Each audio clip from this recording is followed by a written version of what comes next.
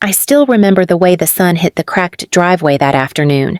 Too bright, too warm, too normal for what my life would become in the next few hours. I had only stopped by my parents' house because my mom insisted, "Bring Lily over. Your sister wants to show her the new dress she bought." I should have known better.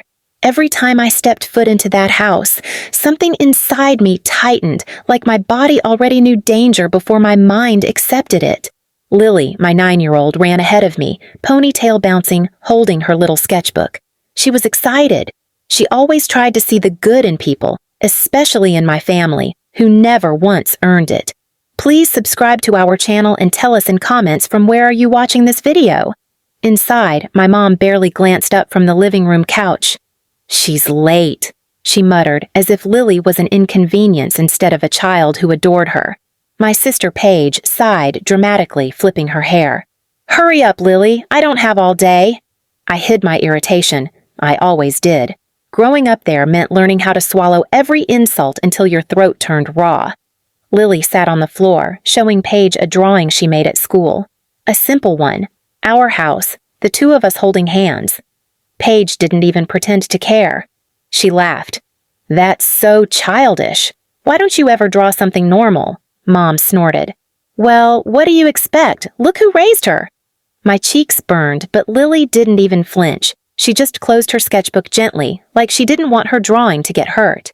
I stepped outside for 5 minutes, just 5, to take a work call. I watched Lily through the window the whole time. She was sitting on the living room rug, quietly coloring. When I came back in, she wasn't there. At first, I thought she'd gone to the backyard, or stepped into the hallway, or maybe went to the kitchen for water. But after 30 seconds of calling her name, a cold tension knotted in my stomach. After a minute, it was fear. After 2 minutes, it was panic. "Where's Lily?" I asked, scanning the rooms. "Did she go outside?" Paige shrugged without looking up from her phone. "Not my problem." Mom stretched on the couch like she was waking up from a nap. "She probably wandered off." "Kids do that." I froze. The way she said it, it wasn't casual. It was deliberate, like she liked how the words tasted. "I was gone for 5 minutes," I said, voice shaking. "Did she tell you where she was going?" Mom waved her hand dismissively. "Relax. If she gets lost, someone decent might pick her up, improve her life a little." I stared at her, stunned. "What does that even mean?" Paige smirked. "I mean, let's be honest, that kid deserves better than growing up with you." Blood drained from my face. I grabbed my keys and ran outside, shouting Lily's name down the street. I checked the backyard, the side alley, the neighbor's yard, every corner she could have walked to. Nothing. 5 minutes turned into 10, 10 into 20. My heartbeat was so loud I couldn't hear my own footsteps. When I ran back into the house, breathless, terrified, Mom was still sitting in the same spot, now with a bowl of chips in her lap. "Aren't you going to help me look?" I screamed. She didn't even blink. "She'll be fine," she said, licking salt off her fingers. "If she's smart, she'll find her way back. If she's not, well, then someone else will have to deal with her." "Mom, she's 9!" Mom laughed. Actually laughed. "Let her wander. Maybe someone better will take her off your hands." It felt like my lungs collapsed. Paige chimed in. "Maybe this is good for her. Build a little character." I could barely breathe. I grabbed my phone to call the police, but my mom snatched it from my hand with surprising speed. "Don't you dare bring cops here," she hissed, eyes suddenly sharp, deadly cold. "I have neighbors, a reputation. I won't have people thinking I can't keep track of a child." "Are you crazy? She could be anywhere." Mom held my phone high above her head and smiled. "Cry somewhere else. Your hysteria is ruining the mood." I shoved past her, grabbed the spare phone I kept in my bag, and dialed 911 with shaking hands as I raced down the street again. My legs were burning, lungs on fire, hair sticking to my face. I called Lily's name until my voice cracked. The officers came. My voice trembled as I explained everything. They searched the neighborhood, the sidewalks, the creek trail a block away. 30 minutes passed. Then an hour. Then the second hour. I shook so hard I could barely stand. Every terrible possibility slammed into my mind. What if she fell? What if she was taken? What if she was hurt and calling for me? At one point, I saw a little pink shoe by the curb and collapsed to my knees, sobbing, until I realized it wasn't hers. Through all of it, my parents didn't come outside. Not once, not to check, not to help, not to care. 2 officers went back into the house to question them. I watched through the window as my mom laughed. Actually laughed, like this was entertainment. Paige leaned on the wall, smirking, like she was watching some TV drama. My chest ached so badly I felt dizzy. That's when an officer called out, "We found her!" My knees almost buckled. She was 2 blocks down, sitting on the curb near a closed ice cream shop, crying, holding her sketchbook.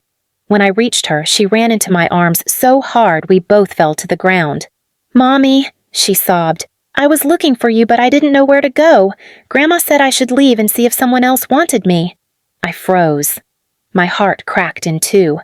I kissed her head over and over, whispering, "I'm here. I'm here.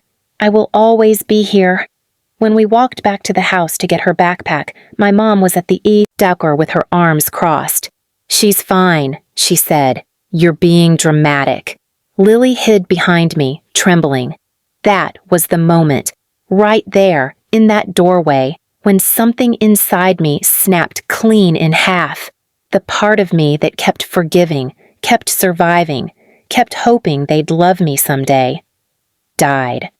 Revenge didn't hit me like rage, it hit me like clarity. Cold, focused, and completely unstoppable. I looked at my mother, really looked, and saw nothing worth saving. That was the day I decided they would regret ever touching my daughter's life, and I meant every single word of what I whispered next. "I'm done being your child, but you're not done paying for what you did." I don't think I breathed once during those 2 hours. I ran through the neighborhood like a madwoman, screaming my daughter's name. "Ellie, Ellie, baby, answer me." My throat raw, my legs shaky, my chest tight like a fist was squeezing my ribs. The sun had already dipped low, turning the streets orange and cruel. Every yard I passed felt like a threat. Every shadow looked like something that wanted to swallow her. And the whole time, behind me, my mother's voice echoed like poison. "She'll wander home eventually. Kids get lost all the time. You worry too much. That's why you're a failure." Those words carried like needles in the air, sharper than the panic in my lungs. The neighbors came out to help. Mrs. Carter from across the street, still wearing her oven mitt. The teenage boy from next door who always pretended not to hear when people talked to him, even an old man in slippers. They all looked at me with fear and sympathy. The only person not helping was the woman who should have been the first one searching. When I circled back home to check again, I found her sitting on the porch, legs crossed, scrolling her phone like nothing mattered. I stumbled up the steps. "Mom, please, please get up. Help me look for her. She's 9. She's terrified." She didn't even look up. She flicked her hand at me like I was a fly. "If she's too weak to find her way back, that's her problem," she said. Then she added without emotion, "Maybe someone better will take her." I swear something inside me cracked so loud I felt it in my bones. I grabbed her arm. "What is wrong with you? She's a child." My mom yanked her arm away like my touch burned her. "Your daughter," she snapped. "Not mine. I didn't ask for strays in my life." I staggered back like she had punched me. It was the first time she said it so clearly. Maybe the first time she meant it enough not to hide it. While neighbors continued searching, my mom went inside and turned on the TV. I couldn't afford tears. I couldn't afford fear. But both poured out of me anyway. I ran behind the house, behind the park, behind the church, everywhere. After an eternity, or maybe just 10 minutes that felt like 10 years, I heard a sound that ripped me apart. A sob. A child's sob. I sprinted toward the old drainage ditch behind the school. My heart slammed so hard I thought I would collapse. I found Ellie curled behind the concrete wall, mud on her knees, her little backpack shredded by the thorns she'd crawled through. Her hands were shaking. Her face looked scraped, frightened, and small. "Mom?" she whispered when she saw me, her voice breaking. I dropped to my knees and pulled her into me so tightly I almost crushed her. I cried into her hair until my whole body shook. She whispered, "Grandma said you wouldn't look for me, that you'd get tired." My jaw clenched so hard it hurt. "She lied," I said, my voice trembling. "I will always look for you. Always." Ellie cried so hard she hiccuped. I picked her up and carried her all the way home, refusing to let her feet touch the ground. The rain started again, heavy and cold, soaking us both until our clothes clung to our skin. When we reached the house, my mother stepped out with a coffee mug in her hand. She didn't look relieved. She looked annoyed. "Well, good," she said casually. She came back. "Now quit screaming around the neighborhood like a lunatic." I froze. I felt Ellie's fingers clutch the back of my shirt. Something inside me didn't just crack this time. It shifted, cold, sharp, focused. I stepped forward with Ellie still in my arms. "What is wrong with you?" I asked quietly. Not shouting, not trembling now, just empty. My mom smirked. "I didn't lose the girl. You lost her. Blame yourself, not me." I stared at her. Really stared, and I finally realized something. I wasn't dealing with a mother. I was dealing with a monster who enjoyed watching people suffer, a monster who had trained me my entire life to think I deserved it. I shifted Ellie to one hip, wiped her tears with my sleeve, and whispered, "Go wait in the car, baby." Ellie obeyed, still shaking. My mother scoffed. "Oh, please." "What, are you running away again? You always run. It's pathetic." But for the first time in my life, I wasn't running. I was preparing, because something broke in me that day, something that wasn't going to be repaired, not with therapy, not with apologies, not with tears. My mom stood in the doorway smirking, sipping her coffee, confident she still owned the strings tied around my spine.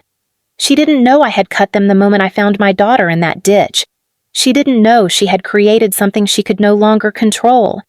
She didn't know silence was coming for her, because I left that day, but not quietly, and definitely not forever. I didn't sleep that night. I sat on the edge of the motel bed, my daughter finally asleep beside me, her small hand curled around mine like she was scared I'd vanish too. My head kept replaying my mother's voice from the yard. "Let her wander. Maybe someone better will take her." The police report sat on the nightstand. The officer's words echoed. "Ma'am, someone intentionally opened your gate. This wasn't an accident." My mother had smiled when my child disappeared. She hadn't searched. She hadn't cared. She wanted her gone. That was the moment the last piece of fear inside me died. I wasn't going to hurt them. I wasn't going to expose them. I wasn't going to scream or curse or burn bridges dramatically. I was going to remove myself from their lives in a way that felt like a knife through bone, permanent, undeniable, unforgettable, but not poetic, not symbolic, real, sharp, a consequence they could feel. The next morning, I drove back to their house, not to stay, but to end something. They were at the kitchen table eating pancakes like nothing had happened. My sister was scrolling her phone. My mom was humming. My dad didn't even look at me. I placed a stack of legal envelopes on the table. Mom looked up, already annoyed. "What now? More drama?" "Open them," I said.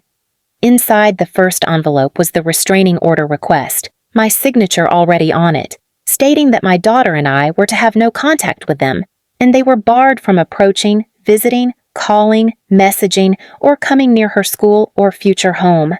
My sister froze. Dad stopped chewing. Mom's face drained of color. The second envelope held the police report naming her as a negligent party who failed to assist in an emergency endangering a minor. The same report Child Protection Services had already reviewed. Mom's voice cracked. You wouldn't." "I already did," I said calmly. "And I'll attend every hearing, every follow-up, every evaluation." Dad's face twitched. "You're ruining this family." "You ruined it the day you hoped a stranger would take my daughter," I said. Then I slid the third document over, a typed letter. Short, final. "I am no longer your daughter, legally, emotionally, or in name. You will never see me again. You will never see her again. You don't get third chances." Mom lunged forward like she wanted to grab me again, but Dad held her arm. For the first time in my entire life, I saw fear in their faces. Real fear. Fear of consequences. Fear of losing something they could no longer control. "You can't do this," Mom shouted, her voice cracking. "We're your family." "No," I said. "Family searches for a missing child. Family doesn't smile." I picked up my daughter, walked to the door, and looked back one final time. My mom stood shaking, clutching the police report. My dad looked at the restraining order like it was a death sentence.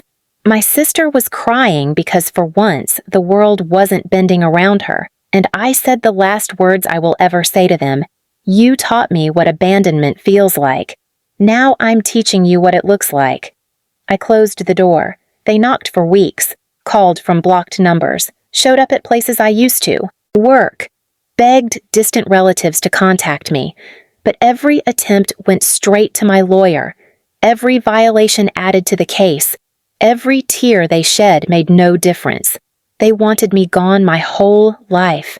So I finally granted their wish. And for the first time ever, my daughter slept peacefully in a home where no one hoped she disappeared. Please subscribe to our channel and tell us in comments from where are you watching this video.